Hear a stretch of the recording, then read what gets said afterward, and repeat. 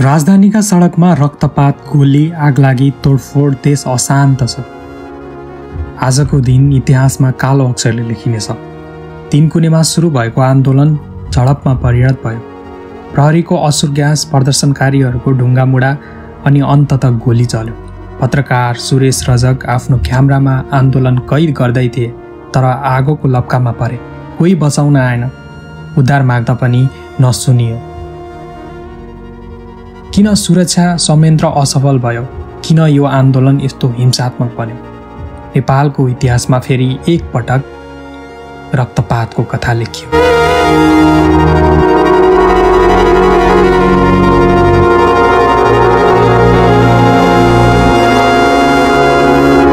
राजावादी आन्दोलन लामो समयदेखि योजनाबद्ध रूपमा अगाडि बढिरहेको थियो।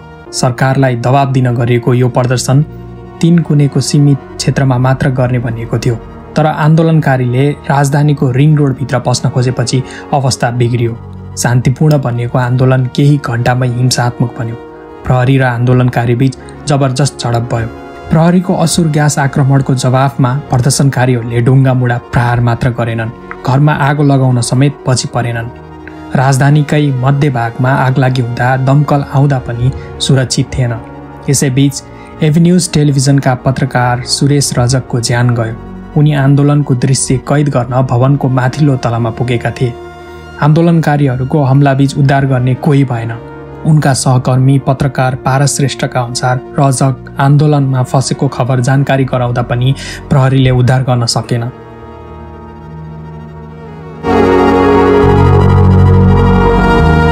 गृह मन्त्रालयले आन्दोलनलाई रोक्ने कुनै ठोस योजना ल्याएको थिएन।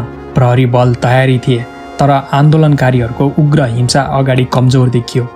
आन्दोलनका नेतृत्व गरेका दुर्गा परसाई संसद भवनबाट प्रदर्शनकारीहरूतर्फ अघि बढेपछि झन तनाव चर्कियो। आन्दोलनकारीहरूको हरकत यतिमा रोकिएन, प्रहरीमाथि आक्रमण भयो। महिला प्रहरीमाथि कुटपिट गरियो।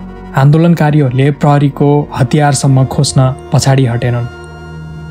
आजको आन्दोलनमा प्रहरीको टाउको फुटेको छ, सर्वसाधारणको सम्पत्ति ध्वस्त भएको छ, कसैले ज्यान गुमाएका छन्, दमकल समेत आक्रमणमा परेको छ।